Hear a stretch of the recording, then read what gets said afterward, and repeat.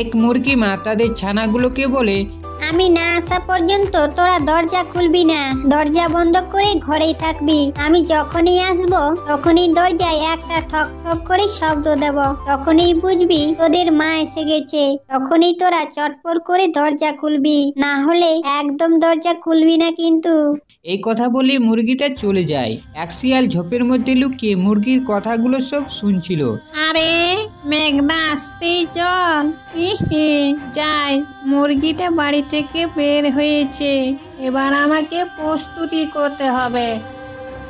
শিয়াল তাদের দরজায় এসে মুরগির মতো দরজায় ঠক ঠক করে আওয়াজ দিল।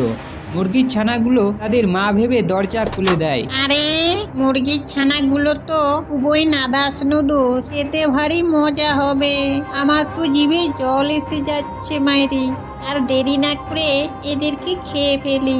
এবং তারপর শিয়াল বাড়িতে ঢুকে মনের আনন্দে মুরগির ছানাগুলো সব খেয়ে যায়।